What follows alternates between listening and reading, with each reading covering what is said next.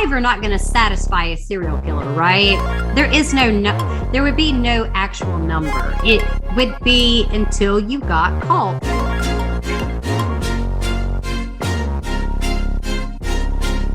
We are not like other shows. I don't want to be rude, but I'm going to be rude because you know how I am. Wasn't a very pleasant looking woman. I'm not trying to be a bitch, but just saying. She was not a high class lady of the night. I know, it looked like terrible. Some shit that you did in Kitty Corral school. Like, what? It's fucking awful.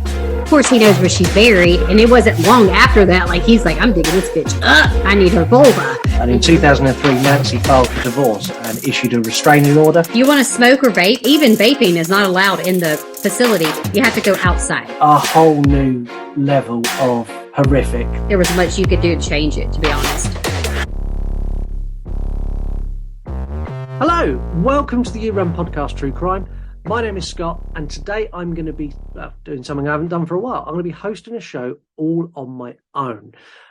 As most of you who listen regularly know, Heather is on maternity leave, so she's doing dirty nappies and breastfeeding and all that kind of wild stuff. Lisa, my other half, had been stepping in and filling in for episodes while Heather was away. But unfortunately, due to extra hours she had to work for her real world job, she couldn't commit the time to do the full investigation into this case. Lisa does caring for the elderly, in case anyone's interested. So today you just get me. Don't panic. I have gone over this case more times than I could possibly explain to you. If you've never listened to the show before, we're a true crime podcast delivered in a less Wikipedia-style way. I'm not just going to sit here and go, and then they went into the bedroom. And then that's not what you get here. I will share the facts of this case, but I'll also share my thoughts and my opinions as I go.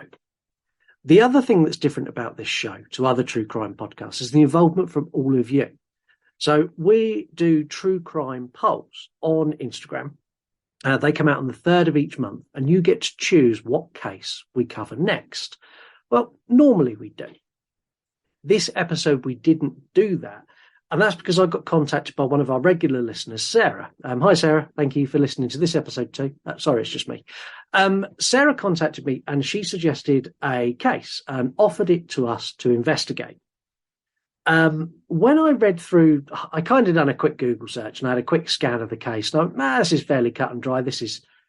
It seems quite interesting, but this seems a fairly straightforward case to cover. So I messaged Sarah back gleefully and went, I'll cover this case. This is great. Really, really good.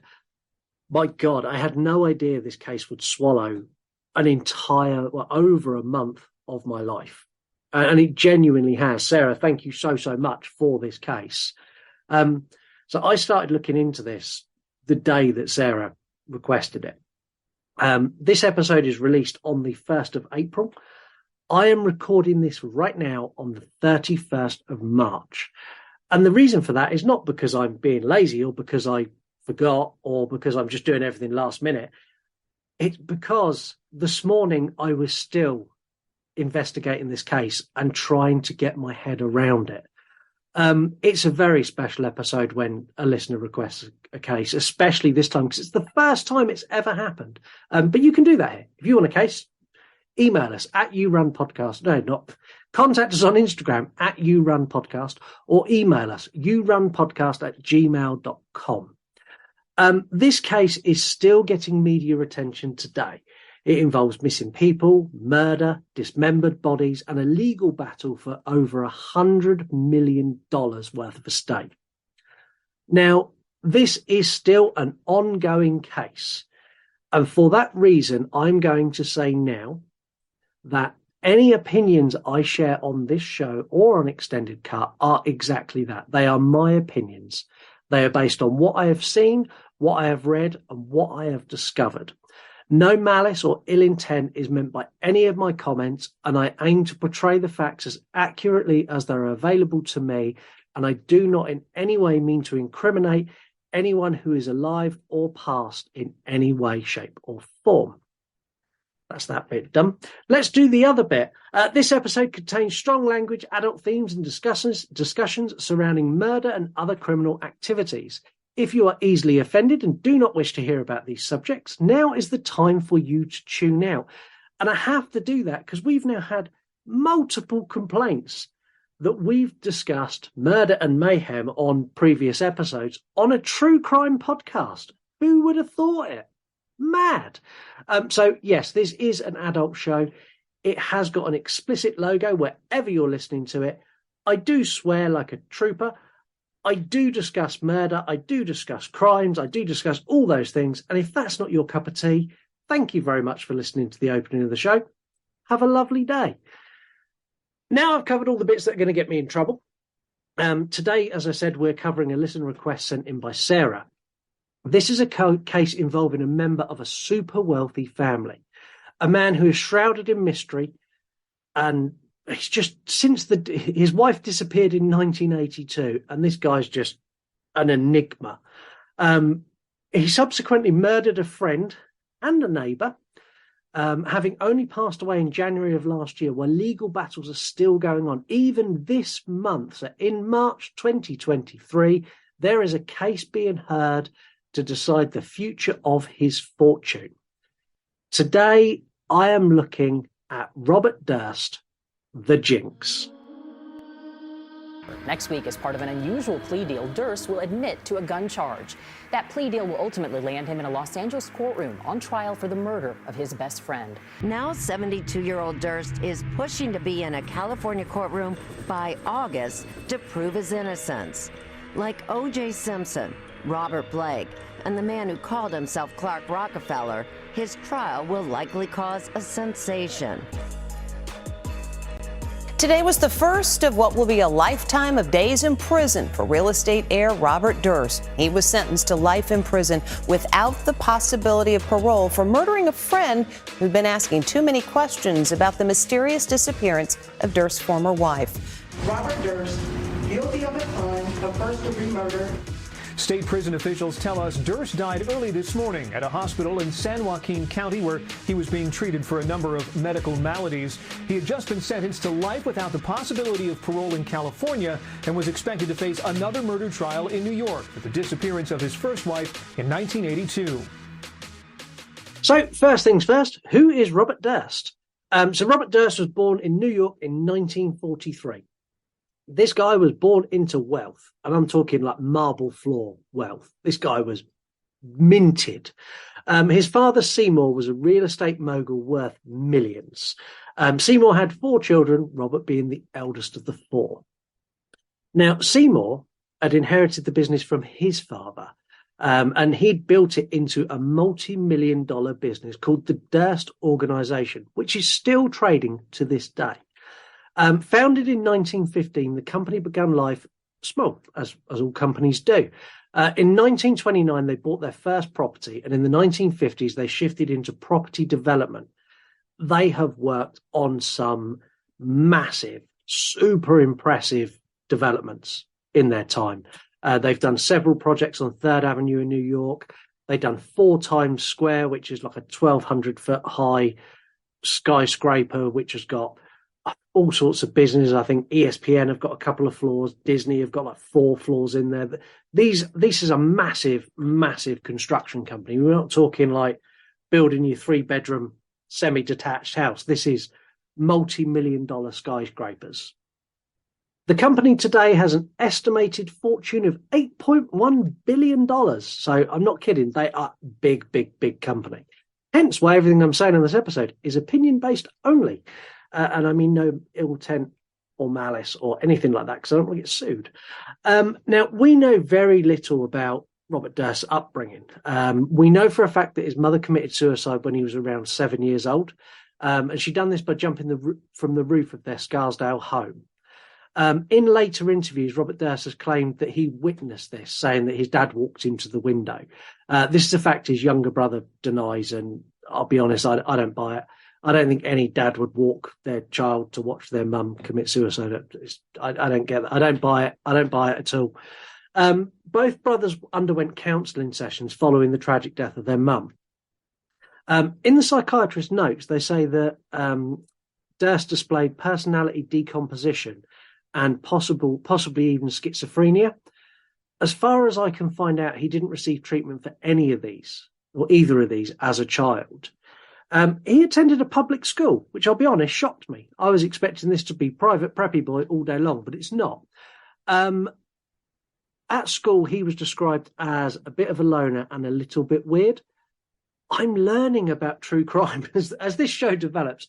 Anyone who doesn't listen regularly, I don't like true crime. I do this because it's something I want to learn more about. And I'm learning something. And I've learned something now that if someone's described as a loner and a bit weird about as a kid, that seems to be a trait for serial killers. It was with Dahmer, it's with loads of cases we've done. This is a trait that killers tend to have. And I find it just strange that that's just a thing. So remember, be nice to the weird kid at school. It may come in handy later in life. Robert Durst graduated university in 1965 with a bachelor's degree in economics. He was also a member of the lacrosse team. Not coming from the States, I didn't know what lacrosse was. I had to hit Google. That is the most mental sport I've ever seen. It's like if rugby, American football, hockey, and catch had a baby. It's brutal and incredibly interesting to watch. But I'm getting sidetracked, sorry. On top of this, he also managed the university's newspaper. He did enroll for further education at the University of California, where he met Susan Berman, but he dropped out and went back to New York in 1969. Now, unlike other cases that get weird later, this case gets weird from here. Get comfy. This case is bonkers. I'm bonkers beyond anything we've ever done. So Susan Berman, who he became friends with in California, was the daughter of David Berman, which some of you true crime buffs may recognise that name.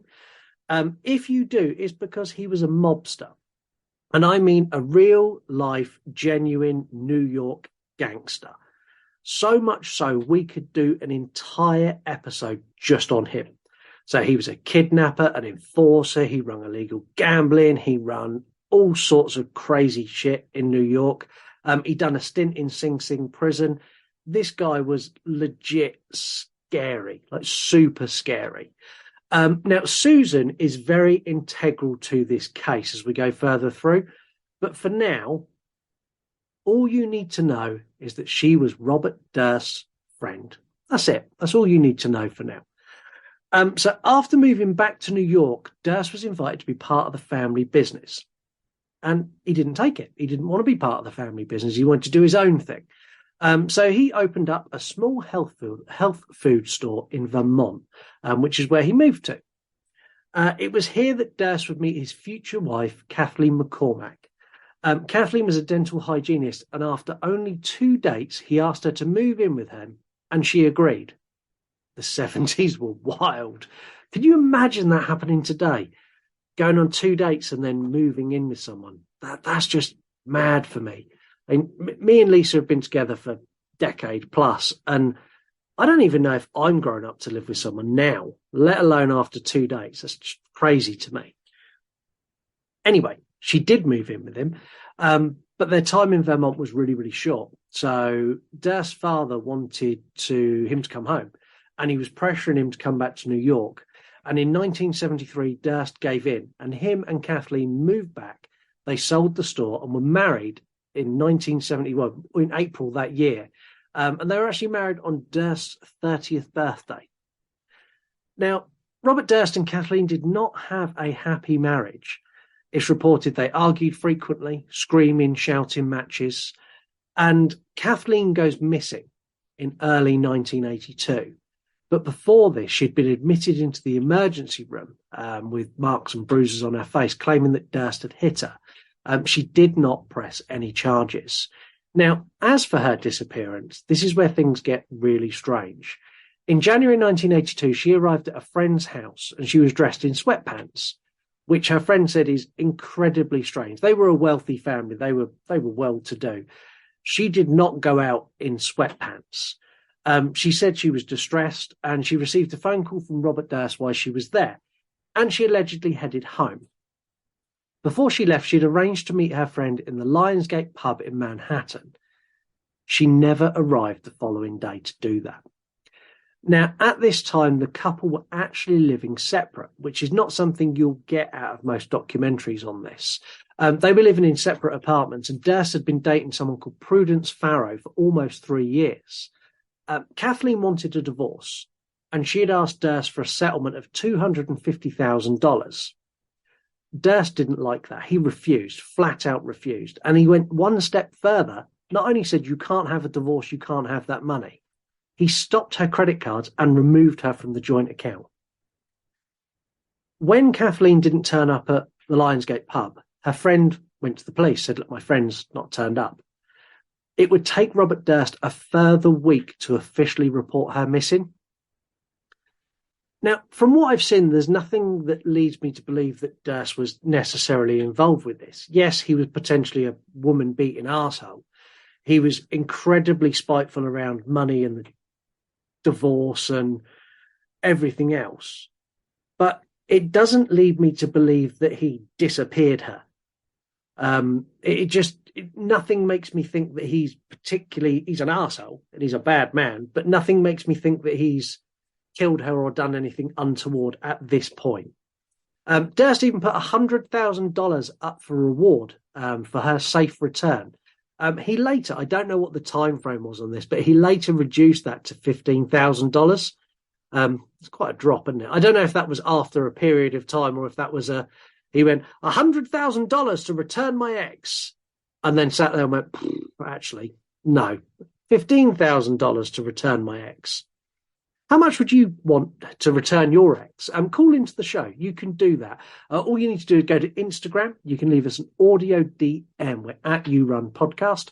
Alternatively, you can go and record a TikTok and tag us, and we can use that audio on the air as well. That was fairly seamless. I was quite pleased with that. Now, when her friends, Kathleen's friends, found out that she was reported missing, they went looking for her, and they went and broke into her cottage. The reason they broke into their cottage is they wanted to find if there was any clues as to where she might have gone or what might have actually happened. They found the place had been ransacked. All their mail was unopened and lots of her belongings were put in the bin. Now, this instantly makes me think that Kathleen just ran away. She had had enough of the abusive, what is quite blatantly an abusive and volatile relationship. She'd had enough of arguing about money. She packed some shit and went bye-bye. But I have been wrong many, many times before. So, yeah, hold on to the end of the episode. We'll see how accurate I am with that prediction. Durst, as you would expect, was high on potential suspect list from the police. And they had a deposition where they discussed all the things and they went through everything. His friend Susan Berman, we spoke about her earlier, she was his alibi for the dates that his wife went missing. She was one step further than his alibi. She basically was a public spokeswoman for him. At the deposition, she ran the show, and you can listen to some of these deposition tapes online. She was literally, Robert was with me, this is what we were doing, and it's 100%. Everyone at that deposition believed every word she said. 8 years after her disappearance, Durst divorced Kathleen, and he done it for spousal abandonment, which I'm guessing cost him considerably less than $250,000, which is what she'd wanted in a divorce settlement. So, looking at this as far as we are, there's nothing overly strange. There's a missing wife. There's a friend who claims she was with him. It's 1990, and all was good for Durst and Berman, and this is how it stayed. So the deposition ended 1990, and it was all cool. Everything was great, right up until Christmas Eve 2000. So it was Christmas Eve 2000. Berman was discovered having been murdered execution style in her home in California. Police were called after neighbours saw that her front door was open and one of her dogs was running loose in the garden. Now, given who her father was and the links that were there to organised crime in New York, you'd be forgiven for thinking that this had something to do with it. This was a mob-style assassination that took place in the home of the daughter of a former mob boss. This is something that, this could be rival families, this could be any of that, but you'd be mistaken. You'd be wrong. 100% you'd be wrong. A few weeks prior to her death, prior to Berman's death, Kathleen's friends had petitioned Jenny Pirro. And she was the county district attorney who dealt with the disappearance case. And they petitioned her to reopen the case. And she agreed to open Kathleen's missing persons case again. They urged her to go and speak to Susan Berman, as they said that they know she knew more than she let on in the deposition back in 82. Now, that on its own, it's not enough for murder. But now let's couple this with some strange banking information that the police found. So they found 2 financial transactions totaling $50,000 that went from Durst to Berman. They also found a letter from Berman to Durst saying she hoped their financial disputes would not ruin their long-standing friendship. I don't get it. Hush money? I don't understand. She was going to talk she was going to say what she said was a lie. I don't understand. Durst was questioned by police, as rightfully so. And he said, yeah, I sent her some money. He said, I even sent her a copy of the 1982 deposition that she said. I sent her the copies of all the files. I was even in LA the night before you found her body. But that was not enough to get a warrant to basically arrest him, to question him. And after he'd given them this initial information, he refused to discuss things further, and the case was at a standstill. At this time, there was also a letter sent to the Beverly Hills Police Department, and it was postmarked the 23rd of December, and it had Berman's address on it, and inside it written cadaver. The word Beverly in Beverly Hills was spelt incorrectly. That's important later. Let's jump forward a year. We're going to meet Durst's neighbour. This is a guy called Morris Black. And when I say meet, his dismembered body was found floating in Galveston Bay. Bizarre. Told you this case was crazy. Shortly after this, Durst was arrested on the 9th of October, and he was held in custody and questioned, later being bailed for $250,000. He was bailed to appear in court on the 16th of October that year, and surprise, surprise, he didn't show up. Who would have thunk it? A warrant was issued for his arrest, and in late November, he was picked up in a supermarket trying to steal some bandages, a newspaper, and a sandwich. Get this. He had $500 in his pocket, but he was stealing. He also had a rental car outside that had a further $37,000 in cash, 2 guns and some weed. He also had Morris Black's ID and the address and directions to Kathleen's friend's home who got the disappearance case reopened. Clear cut. This is clear cut as I need it. Funnily enough, he was remanded in custody until his trial in 2003.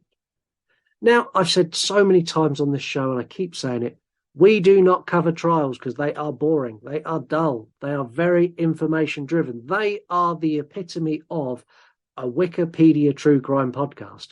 And then the judge said this as he looked at Exhibit A. And we don't do that. But this trial has to feature. No ifs, buts, or maybes. It cannot be missed.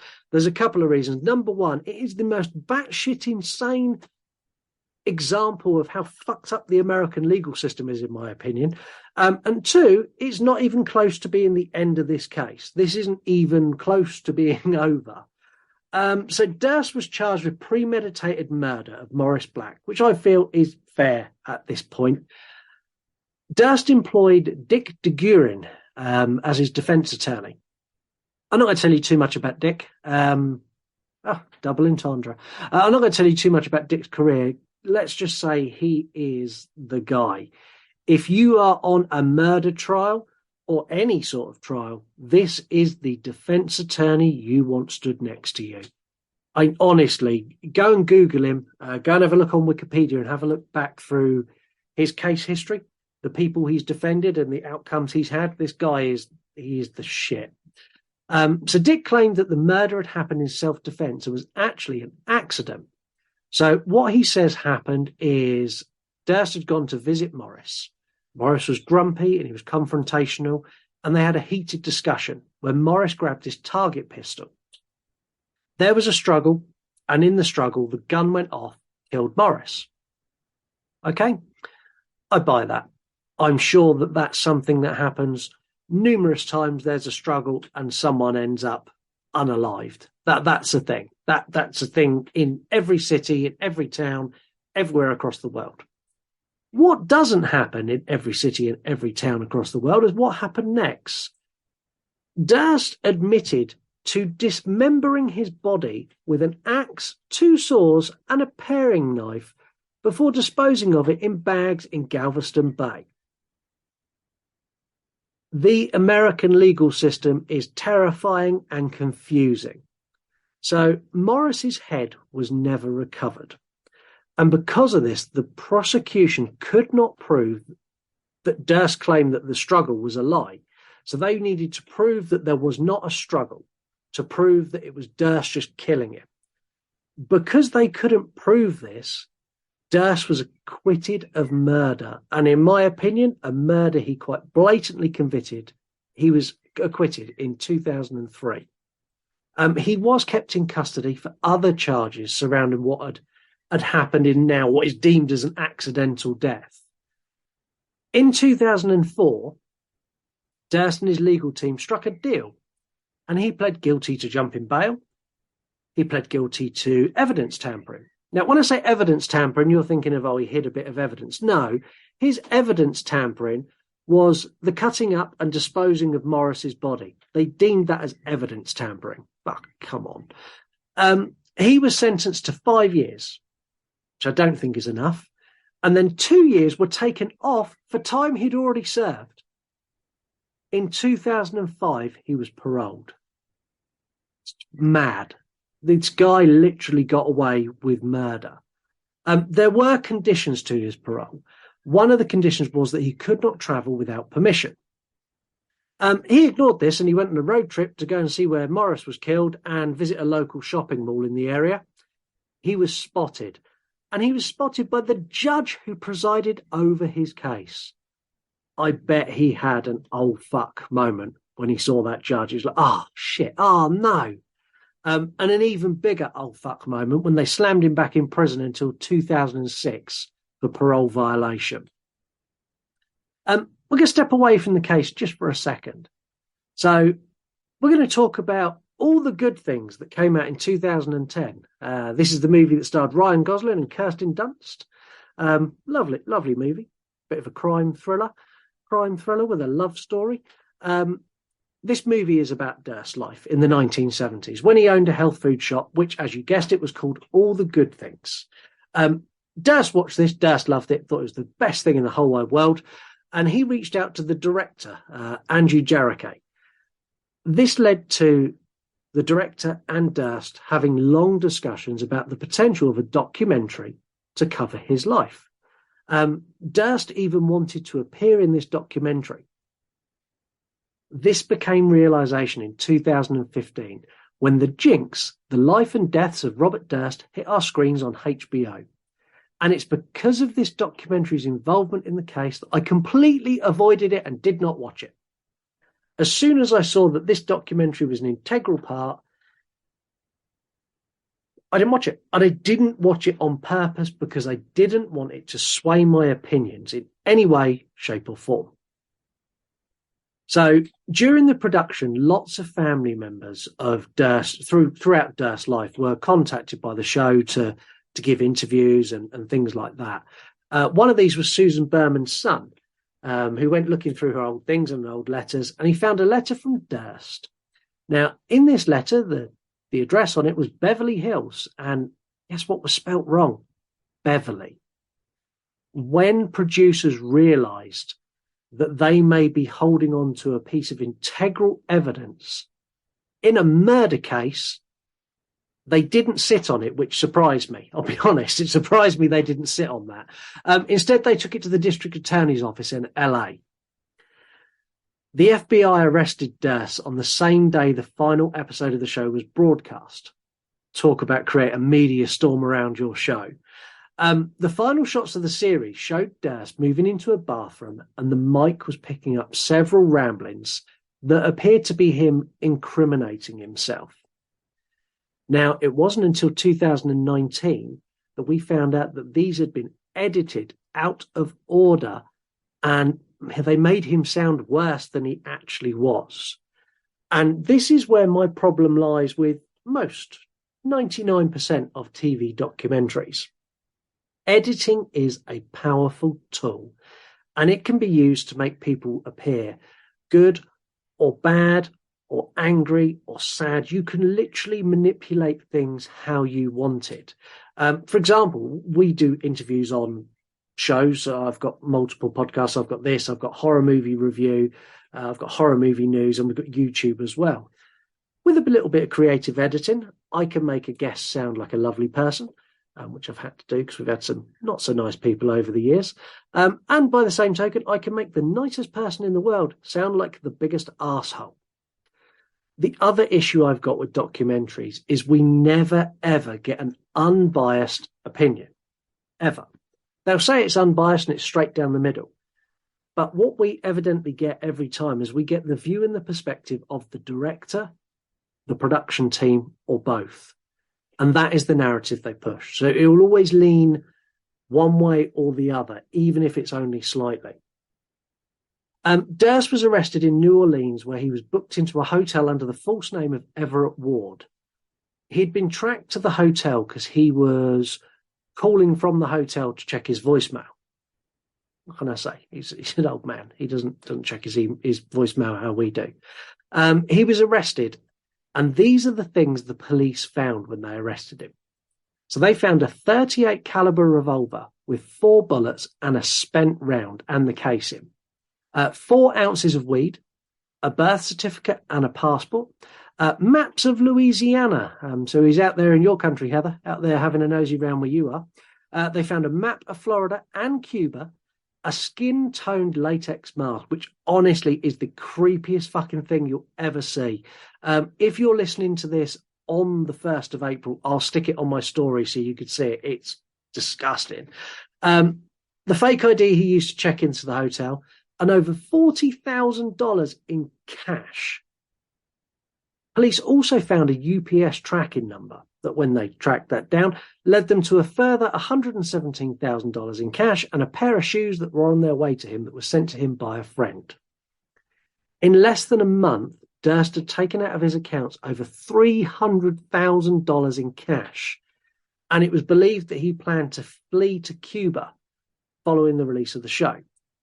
Now, the reason he chose Cuba is they don't have an extradition treaty with the US. So if he went there, the US would never, ever, ever get him back. I'm going to say it, this was never proven. This is only a theory that that's what he planned on doing. But given all the evidence that they found, it kind of all totals up to he was going somewhere. He was either going to Cuba or he was going to visit Heather. And I'm swaying with the police on this. He was off to Cuba. There were various charges filed by Louisiana authorities relating to firearm offences, nothing to do with anything else, just firearm offences. And this led to a bit of a pissing match between jurisdictions as to who had authority and what case he was going to be trialled for first. And it was all very messy and, if I'm honest, a bit dull. Long and short of it, he was remanded in custody, awaiting trial for the murder of Suzanne Berman. Let's return to form. This trial can do one. I'll give you the cliff notes. That's all you need on this trial. The trial began in March 2020, so only 3 years ago. Almost immediately brought to a crashing end because of that. Do you remember that COVID pandemic thing that went on for a couple of years, then vanished? Yeah, that brought it to an end. It was delayed again due to his poor health. He wasn't very well. And it was around this time when he wasn't very well that he tried to fake dementia. He miserably failed, but he tried to fake dementia and say he wasn't fit for trial. He wanted to be put into a mental health facility as opposed to prison, but it didn't go well for him. In September 2021, he was found guilty of murder and faced life imprisonment. And his legal team started the process of launching appeals. And all their appeals were based on one thing. Everything was circumstantial. There was not, and this is fact, there was not a shred of physical evidence linking Durst to the murder of Susan Berman.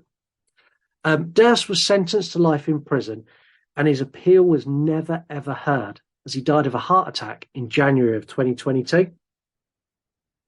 I am a big fan of evidence in cases, and looking across everything, there doesn't seem to be a lot of evidence tying Durst to the crime in which he was convicted. That being said, I don't think he was innocent. Absolutely not. I believe his list of victims is much larger than I've discussed on this episode. I believe Durst to have been a serial killer with multiple victims to his name. I think he had many issues surrounding mental illness. I don't think he should have been acquitted for the murder of Morris Black. He definitely killed Morris Black, in my opinion. This case is still ongoing, and it's ongoing with what will become of Durst's rather large financial estate. And there is a lot that I've not covered on this episode. And there is a very, very good reason why. We have extended cut. And thank fuck for extended cut, because this case, I need it. And I think for the first time ever, extended cut will probably exceed the runtime of the main show. In extended cut, we're going to play a game called Follow the Money, where we're going to track down the money that travelled around Durst, because there was a lot of it. I'm going to look at other potential victims of Durst and delve into who knew and why I don't think they come forward. As always on Extended Cut, you're going to get information of where you can learn more about the case.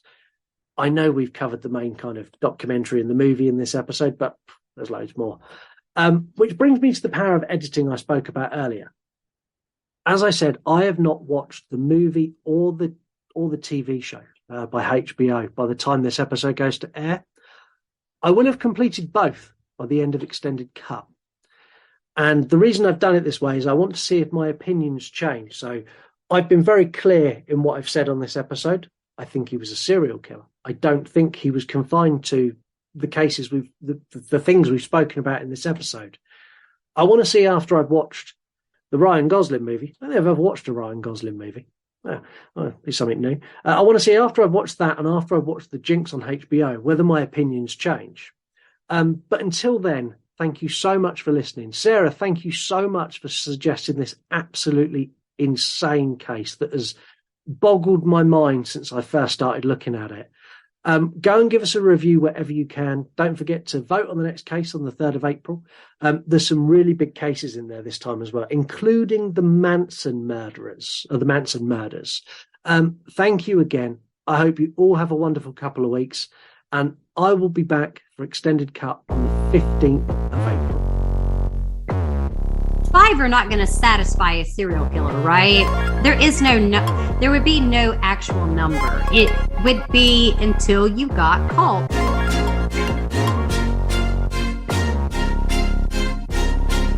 We are not like other shows. I don't want to be rude, but I'm going to be rude because you know how I am. Wasn't a very pleasant looking woman. I'm not trying to be a bitch, but just saying. She was not a high class lady of the night. I know it looked like some shit that you did in Kitty Corral school. Like, what? Fucking awful. Of course, he knows where she's buried, and it wasn't long after that. Like, he's like, I'm digging this bitch up. I need her vulva. And in 2003, Nancy filed for divorce and issued a restraining order. You want to smoke or vape? Even vaping is not allowed in the facility. You have to go outside. A whole new level of horrific. There was much you could do to change it, to be honest.